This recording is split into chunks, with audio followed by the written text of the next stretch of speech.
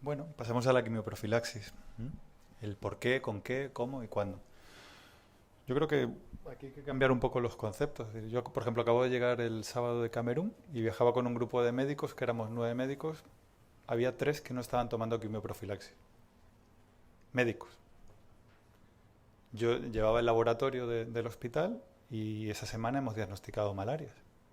Digo, o sea, esto pasa un poco como las enfermedades de transmisión sexual, es decir, y lo del preservativo. Es decir, yo lo equiparo un poco. Oye, hay malaria, tienes algo que lo previene, ¿qué pasa?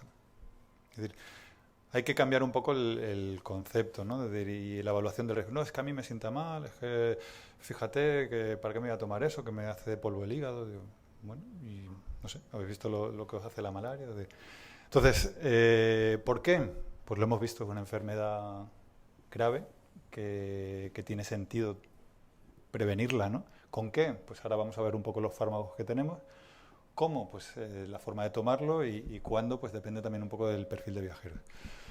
Os voy a contar los principales que se utilizan hoy en día, que es la tovaquona provanil, que es la profilaxis causal, que eso quiere decir que hace efecto también a nivel de las formas hepáticas y eso, por eso solo tenemos que tomarlo una semana después de la vuelta.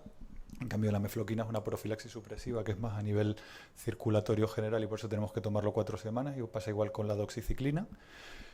La tovaquona provanil se toma un día antes de salir a la zona palúdica y hasta una semana después de retornar, aunque hay algún estudio que dice que con 5 días sería suficiente. Son fármacos seguros y sobre todo un poco los factores limitantes pues son viajeros o cooperantes que van a estar mucho más tiempo, ¿no? El factor tiempo. La mefloquina es una pastilla semanal. Ventajas que se puede usar durante más tiempo, pero si ponéis mefloquina, bueno, mefloquina o el nombre comercial en Google, no se lo va a tomar nadie porque veréis efectos neuropsiquiátricos, por ejemplo, gente que hace submarinismo, pilotos, es decir, como que no es muy recomendable en ese aspecto, aunque es la mefloquina es un fármaco que diseñó el ejército de los Estados Unidos en la guerra de Vietnam o de Corea, ya no me acuerdo, pero fue una molécula que escondió el ejército de los Estados Unidos durante muchos meses, que le daba a sus soldados para prevenir la malaria y luego cuando acabó la guerra la hicieron pública. Si os gusta la historia, bueno, la historia de la mefloquina es una cosa muy interesante. La cloroquina, que ya no se utiliza mucho porque las zonas de resistencia que hemos visto antes pues queda muy, muy limitado. Es decir, solo se utiliza en zonas donde no hay resistencia a Plasmodium falciparum, que también es una profilaxis supresiva que necesitas un mes después y sí que se activa para malaria, ovale y vivax, excepto en algunas zonas donde ya se han descrito resistencias. Ojo, no actúa a formas latentes hepáticas y suele ser bastante seguro, ¿no? De la cloroquina vienen todos aquellos mitos que luego os contará Laura de la tónica de los ingleses y todas esas cosas.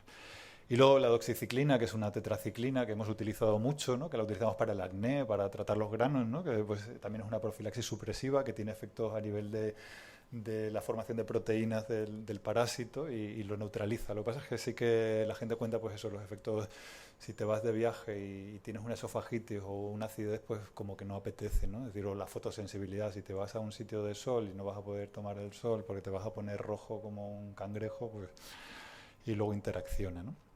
Pues eso es lo que tenemos, ¿no? Es decir, que... Y Y esto que... estas son frases que nos encontramos en la consulta, ¿no? O de amigos, de viajeros que, ¿no? Me han dicho que las pastillas de la malaria tienen muchos efectos secundarios y por eso no las tomo, ¿no? Cuánta gente lo dice, ¿no? Y ¿qué opináis? ¿No?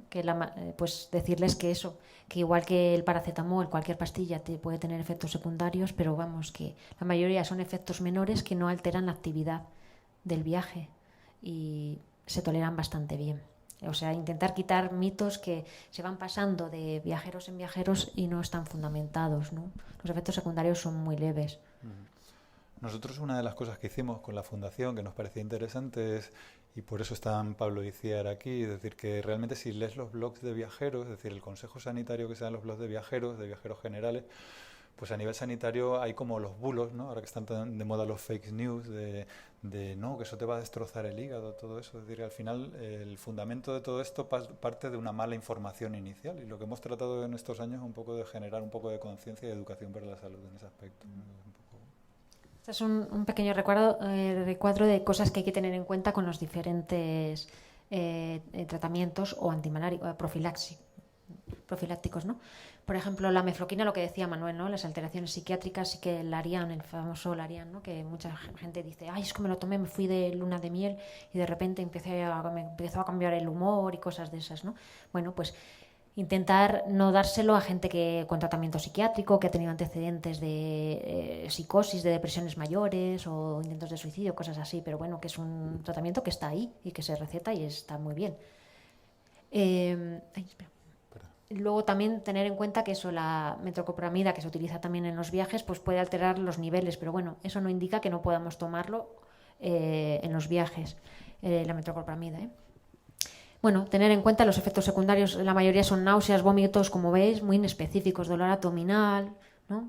Que no, en la doxiciclina sí tener en cuenta también eso, cuando se toman a largo plazo, en las mujeres tener cuidado con las vaginitis por cándidas, que sí que puede aumentarlas, y tomar siempre con agua para evitar la esofagitis, como cuando lo recetamos para el apneo, esas medidas, insistir y que las cumplan, ¿no? Otra pregunta. Me voy durante un año a dar la vuelta al mundo. ¿Tengo que tomar las pastillas para la malaria todo el tiempo? Esto es una pregunta, ¿no? Tenéis muchos viajeros, ¿no? Que dan la vuelta al mundo de meses, viajes largos, o los VCRs, ¿no? La gente que se va a visitar a sus familiares, ya que va, aprovecha el viaje para estar a lo mejor 6 meses, 5 meses, un año, ¿no? Entonces van a estar tomando un año entero la profilaxis, o sobre todo la gente que da la vuelta al mundo o que viaja por diferentes zonas, ¿no? Viaja a lo mejor a zonas donde el riesgo de malaria es diferente, porque ya lo veremos luego. A lo mejor en la India el riesgo de malaria no es igual en todas las zonas.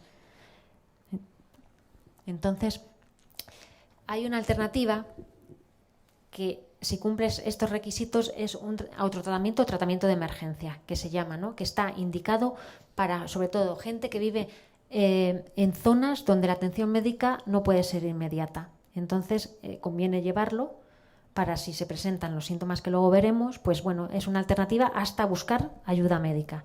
Nunca es tomarlo y decir, ya se me ha quitado la fiebre, ya, no. Siempre tomarlo, pero en cuanto puedas, rápido, buscar atención médica para confirmarlo o para revisar, para que te explore un médico, vamos. Entonces, no. Es una alternativa a la quimioprofilaxis en países de riesgo bajo moderado, sobre todo gente que ya te dice de primeras que no va a cumplir mira, yo es que no me lo voy a tomar, voy a viajar y ya está. Pues mejor que se lleve un autotratamiento antes que no tome la quimioprofilaxis.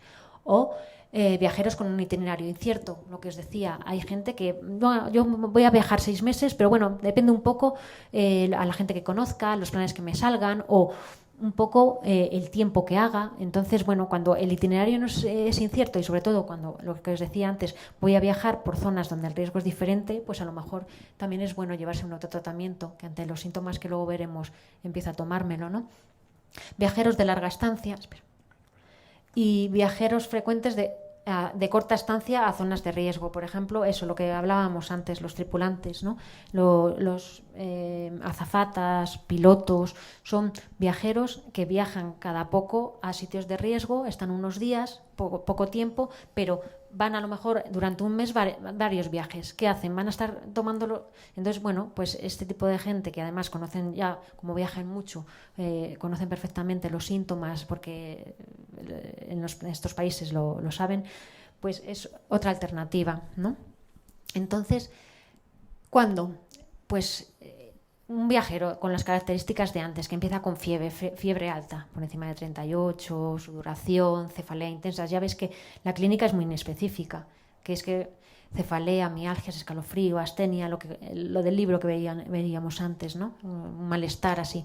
Que ha viajado a una zona endémica por lo menos 7 días antes por lo del periodo de incubación y no tener posibilidad de atención médica dentro de las 24 horas siguientes al inicio de los síntomas. Estas son las indicaciones que aparecen en las guías de autotratamiento.